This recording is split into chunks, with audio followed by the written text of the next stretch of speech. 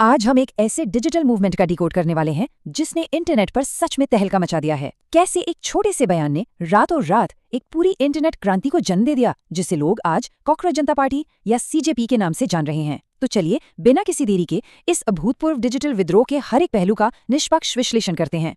पूरी कहानी की शुरुआत होती है 15 मई को। सुप्रीम कोर्ट में एक हियरिंग चल रही थी और वहां से एक बयान निकल कर आता है। मैं आपको बिल्कुल वैसे ही पढ़कर सुनाता हूं जैसा रिपोर्ट किया गया था। हमारे देश में जवान युवा हैं जो कॉकरोच है, जिन्हें नौकरी नहीं मिलती है तो वो media, social media, RTI activist बन जाते हैं और सिस्टम पर वार कर देते हैं। बस यही वो एक टिप्पणी थी जिसने आगे चलकर एक बहुत बड़ी डिजिटल धमाके का काम किया। अब यहाँ सबसे बड़ा सवाल ये उठता है कि आखिर कैसे बेरोजगार युवाओं को कही गई इस एक बात ने इतने बड़े इंटरनेट फिनोमिनन का रूप ले लिया। मतलब ये समझना हमारे लिए बहुत जरूरी है, क्योंकि इस एक घटना ने ना आज के डिजिटल डिसेंट यानी डिजिटल असहमति के पूरे स्केल को ही बदल कर रख दिया है। तो आइए शुरू करते हैं सेक्शन 1, द कॉकरोच कैटलिस्ट। देखते हैं कि ये चिंगारी आखिर भड़की कैसे। जरा इस टाइमलाइन पर गौर करते हैं। 15 मई को ये कॉकरोच वाला बयान आता है। अगले ही दिन यानी 16 मई को इस पर सफाई भी आ जाती है कि भाई ये टिप्पणी सिर्फ बोगस डिग्री वालों के लिए थी, लेकिन तब तक डैमेज हो चुका था, लोगों का गुस्सा फूटना शुरू हो गया था। इसके कुछ ही दिनों बाद एक पूर्व पॉलिटिकल स्ट्रैटेजिस्ट और 30 साल के पीआर ग्रेजुएट अभिजीत दीपके ने मजाक में एक व्यंग्यात्मक ट्वीट कर दिया, और वो ट्वीट इतनी तेजी से स्नोबॉल हुआ, इतनी तेजी से वायरल हुआ कि कुछ ही दिनों के अंदर कॉकरोच जनता पार्टी के नाम से एक पूरी की पूरी वेबसाइट ही लॉन्च हो गई। मूव करते हैं सेक्शन 2 पर, ए वायरल डिजिटल रिवोल्ट। यहां से चीजें सच में बहुत बड़ी होने लगती हैं। 15 मिलियन, जी हाँ 1.5 करोड़। और ये कोई छोटा मोटा नंबर नहीं है। जब इस सोर्स मटेरियल को रिकॉर्ड किया जा रहा था ना, तब तक कॉकरोच जनता पार्टी के इंस्टाग्राम पेज ने 1.5 करोड़ फॉलोअर्स का ये विशाल आंकड़ा पार कर लिया था। अब इस नंबर की अहमियत समझनी है तो इसे ऐसे देखिए। सीजेपी ने महज कुछ ही दिनों के अंदर ये 15 मिलियन का आंकड़ा छू लिया, जबकि जो हमारी स्थापित बड़ी राजनीतिक पार्टियां हैं उन्हें 8 मिलियन फॉलोअर्स तक पहुंचने में भी कई साल लग गए। ये तुलना साफ दिखाती है कि इस मूवमेंट की स्पीड और इसका स्केल कितना अभूतपूर्व और कितना खतरनाक था। और सबसे दिलचस्प बात क्या है पता है? ये सब बिल्कुल अनप्लान्ड था। मतलब लोगों ने खुद से कॉकरोच पर गाने बनाने शुरू कर दिए। कुछ लोग कॉकरोच के कॉस्ट्यूम पहनकर यमुना नदी की सफाई करने पहुंच गए। इंटरनेट एआई जनरेटेड पोस्टर्स और बदली हुई प्रोफाइल पिक्चर्स से भर गया। लोगों ने अपनी गाड़ियों पर सीजेपी के स्टिकर लगा लिए। यहां तक कि दुनिया भर में बैठे भारतीय भी इस मुहिम से जुड़ गए। ये सब साबित करता है कि ये कोई प्लान किया हुआ पीआर स्टंट नहीं था, बल्कि एक एकदम जेन्युइन सांस्कृतिक लहर थी। अब आते हैं इसके वैचारिक कोर पर। Section 3, grievances and the manifesto. आखिर इनकी मांगे क्या थीं? देखिए, ये गुस्सा रातों रात पैदा नहीं हुआ। ये सालों की फ्रस्ट्रेशन थी।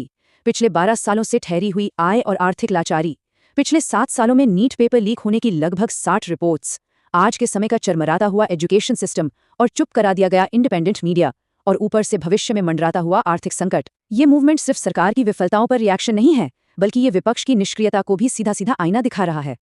और यहीं पर आता है इनका 5 पॉइंट मैनिफेस्टो। जरा ध्यान से सुनिएगा। पहला, रिटायरमेंट के बाद सीजेआई या सैन्य नेताओं के लिए कोई राज्यसभा सीट नहीं।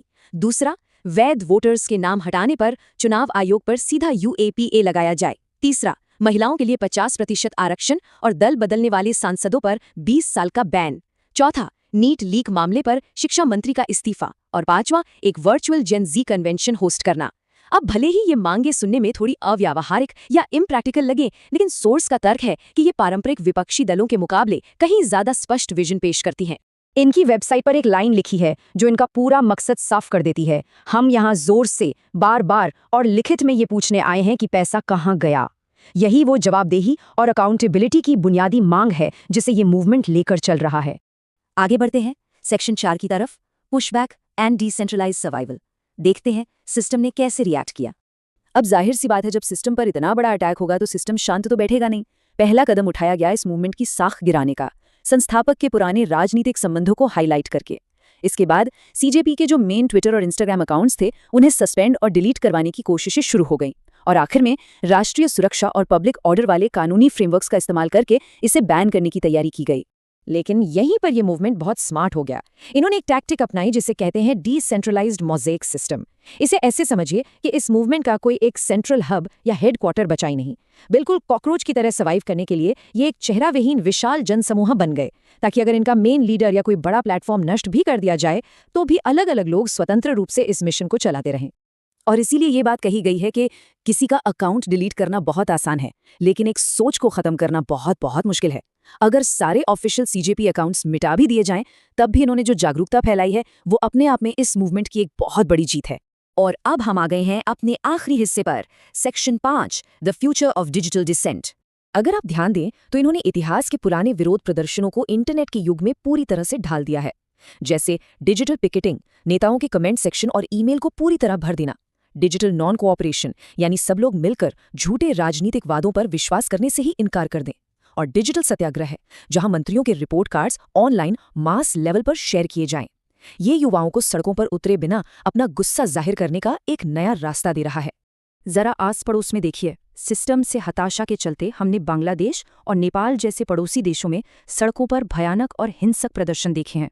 लेकिन उसके मुकाबले ये डिजिटल असहमति इंटरनेट को एक प्रेशर वाल्व की तरह इस्तेमाल करती है, जहां लोग बिना किसी हिंसा के अपना गुस्सा भी निकाल लेते हैं और शांतिपूर्ण तरीके से अपनी बात भी रख देते हैं। तो आज के इस पूरे विश्लेषण को खत्म करते हुए मैं एक बहुत ही गहरा सवाल आप लोगों के लिए छोड़कर जा रहा हूं। क्या डिजिटल असहमति को पनपने देना एक जरूरी प्रेशर वॉल्व है जो भविष्य में सड़कों पर होने वाले किसी बड़े हिंसक विद्रोह को रोक सकता है, या फिर इस डिजिटल आवाज को कुचलने का नतीजा बिल्कुल इसके उल्टा और विस्फोटक होगा? सोचिएगा जरूर। आज के एक्सप्लेनर में बस इतना ही। हमसे जुड़ने के लिए आपका बहुत बहुत शुक्रिया।